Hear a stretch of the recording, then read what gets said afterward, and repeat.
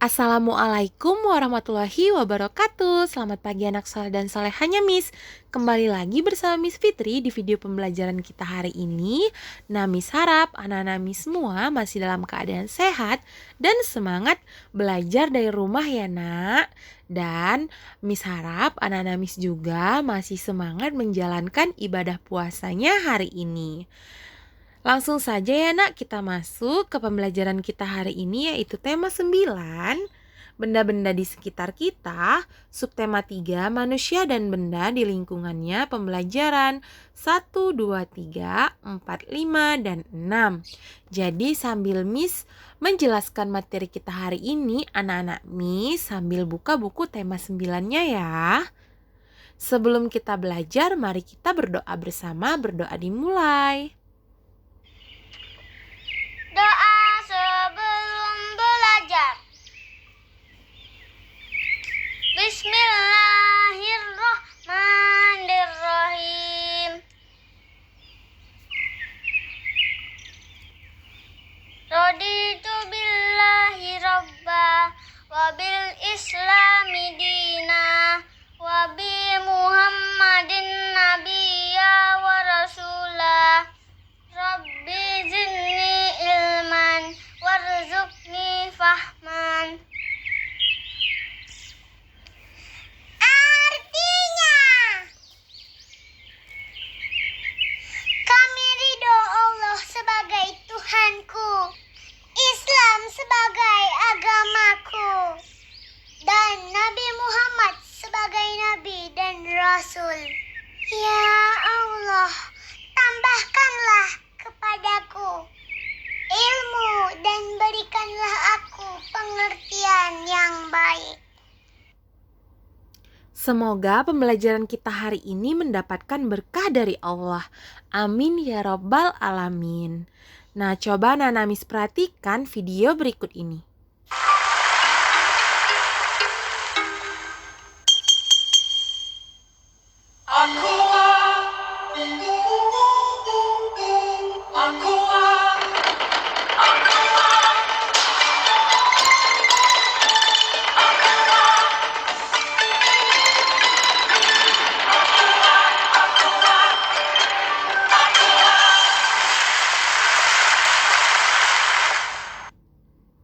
Nah, video tadi adalah contoh dari iklan media elektronik.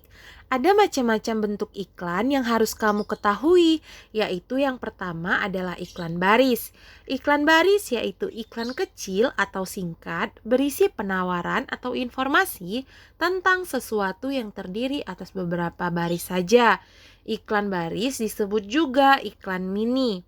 Ciri-cirinya, yang pertama, terdiri atas 2-3 baris. Informasi yang terkandung di dalamnya hanya informasi penting saja. Ditulis secara singkat, padat, namun jelas. Yang kedua, dikelompokkan sesuai dengan jenis barang atau jasa yang ditawarkan.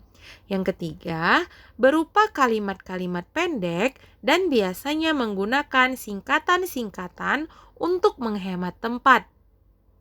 Yang keempat, sebagian iklan baris dilengkapi dengan gambar, ukuran kecil, dan tidak berwarna. Yang kelima, dilengkapi dengan nomor telepon penjual untuk menghubungi pembeli. Untuk dihubungi pembeli. Selanjutnya, tidak menggunakan ilustrasi grafis dan biaya pemasangan tergolong murah karena tidak membutuhkan tempat yang lebar. Nah, berikut ini adalah contoh dari iklan baris ya, nak. Selanjutnya adalah iklan kolom. Iklan kolom adalah iklan yang pemuatannya memanfaatkan beberapa bagian kolom dari halaman surat kabar. Ciri-ciri iklan kolom adalah sebagai berikut. Yang pertama, terdiri atas ilustrasi atau gambar atau foto atau bagan dan kata-kata. Yang kedua, ukurannya lebih besar daripada iklan baris. Bahkan ada juga yang penuh satu halaman koran. Yang ketiga berisi penawaran, ajakan, dan bujukan untuk membeli produk atau barang yang ditawarkan. Biasanya juga berupa iklan pribadi atau keluarga yang berisi misalnya berita pernikahan, berita duka cita, atau ucapan terima kasih. Nah, berikut ini adalah contoh dari iklan kolom ya, Nak. Nah, berdasarkan isinya, iklan dapat dibedakan menjadi 3 jenis, yaitu yang pertama, iklan pengumuman atau pemberitahuan adalah iklan yang bertujuan menarik perhatian halayak namun tentang suatu hal. Perhatian halayak umum tentang suatu hal, misalnya iklan duka cita. Ini contohnya ya, Nak. Nah, selanjutnya adalah iklan penawaran atau niaga, yaitu iklan yang bertujuan menawarkan sesuatu, misalnya iklan produk makanan. Ini contohnya. Yang ketiga yaitu iklan layanan masyarakat, yaitu iklan yang bertujuan untuk memberikan penerangan tentang suatu hal, misalnya germas. Ini contohnya ya, Nak. Coba anak-anak Miss perhatikan gambar di layar berikut ini.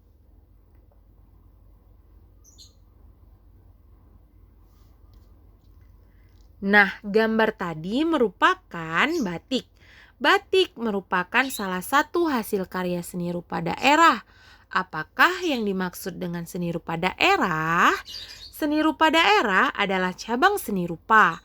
Seni rupa daerah memiliki suatu ciri khas dari latar belakang sejarah suatu wilayah. Oleh karena itu, seni rupa daerah memiliki perbedaan dengan karya seni daerah lain. Karya seni rupa daerah dipengaruhi oleh corak seni tradisional.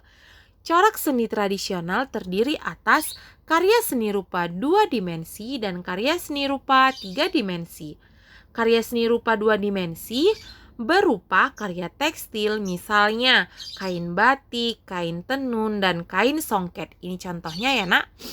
Nah, sedangkan karya seni rupa 3 dimensi, contohnya ukiran, kayu, keramik, dan patung. Nah, ini adalah contohnya. Di samping ya, Nak.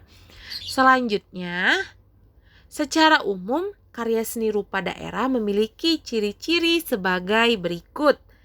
Yang pertama, bersifat kedaerahan. Yang kedua, dipengaruhi oleh budaya dan latar belakang sejarah suatu wilayah. Nah, di sini mengandung simbol-simbol yang bermakna, seringkali digunakan untuk upacara adat, agama, atau kebutuhan sehari-hari.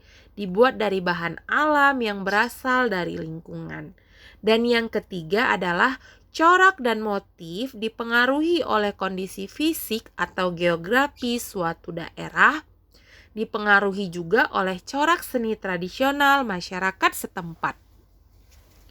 Selanjutnya ialah fungsi karya seni rupa daerah dibedakan menjadi yang pertama, fungsi individual, yaitu sebagai media untuk mengekspresikan jiwa, emosi, dan mencerminkan segala sesuatu baik, suka, duka, dan marah.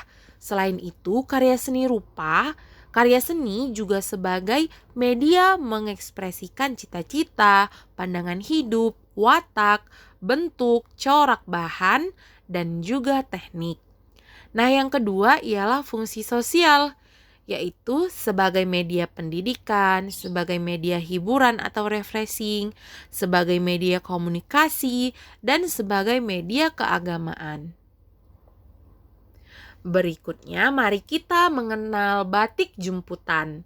Salah satu karya seni rupa daerah adalah batik jumputan. Batik jumputan atau sering disebut juga dengan batik ikat, celup adalah kain batik yang menggunakan motif hias jumputan. Nah, coba kamu perhatikan gambar berikut ini ya, Nak. Nah, motif hias jumputan banyak dijumpai pada motif hias kain pelangi. Motif hias kain pelangi adalah kain yang dihiasi dengan motif hias jumputan. Motif hias jumputan banyak digunakan pada benda pakai seperti selendang atau sampur, kain, taplak meja, dan lain-lain. Kain dengan motif hias jemputan tidak hanya terdapat di Yogyakarta saja, tetapi juga banyak terdapat di daerah Palembang, Bali, dan Gresik. Berikut adalah video pembuatan batik jemputan. Mari sama-sama kita perhatikan ya, Nak. Bahan-bahannya adalah sini ada air panas. Ntar dituang ke dalam botol yang telah berisi Wantex. Yang kedua, ya pasti Wantexnya yang kedua. Habis itu kita ada karet buat ngikat itunya, kainnya. Terakhir kain.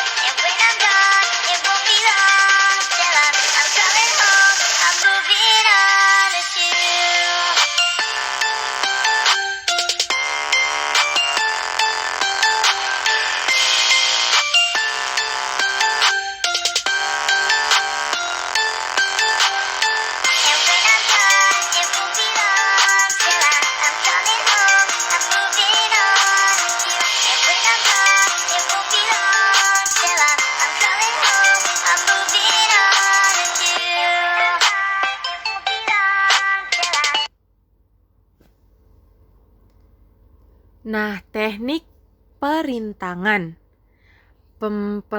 Pemalaman atau perintangan dapat dilakukan dengan menggunakan canting tulis atau canting cap. Batik tulis yaitu batik yang dihasilkan dengan cara menggunakan canting tulis sebagai alat gambar.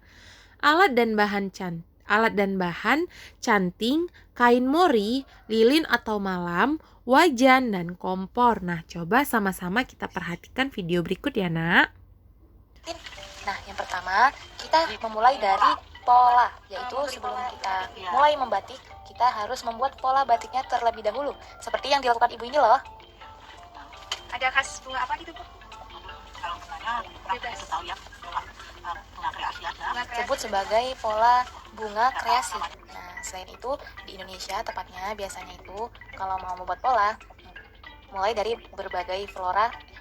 mempola dengan gambar flora maupun fauna yang ada di Indonesia. Nah, setelah kita mempola, kita menyiapkan kain-kainnya dan siap untuk dicanting atau diberi malam. Apa deh itu namanya? Aku jadi lupa deh. Langsung aja deh kita mulai mempolanya. Namun ada beberapa peralatan yang harus kita siapkan dulu sebelum kita mau mempola atau membatik. Yang pertama yaitu canting. Canting ini merupakan alat untuk mengentalkan pola. Nah, yang kedua ada lilin panas. Yang ketiga panci kecil untuk Maksudnya air panas ya? malamnya, dan kain putih atau kain yang sudah dipola. Nah, seperti ini nih cara mempolanya. Selain itu, kita harus menunggu sampai lilin menjadi benar-benar cair ya, Sobat Yaya, agar nanti ketika cair kita...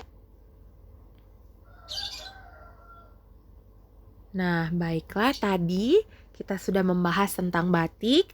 Nah, berikut ini adalah kerukunan adalah suatu perilaku yang mencerminkan adanya saling pengertian agar tercipta perdamaian, persahabatan, dan persaudaraan. Nah, berikut adalah ciri-ciri hidup rukun. yaitu menghargai pendapat orang lain, menghargai hasil karya orang lain, membina hubungan baik, saling menghormati, dan saling menyayangi. Manfaat atau pentingnya hidup rukun, yaitu tidak adanya pertengkaran, hidup dalam keluarga menjadi harmonis, hidup menjadi aman, hidup menjadi tentram dan damai, dan memperkukuh persatuan dan kesatuan. Sedangkan akibat hidup yang tidak rukun yaitu mudah terjadi pertengkaran, kehidupan menjadi tidak tentram, mudah terkena hasutan orang lain, terjadi perpecahan karena tidak adanya rasa persatuan dan kesatuan.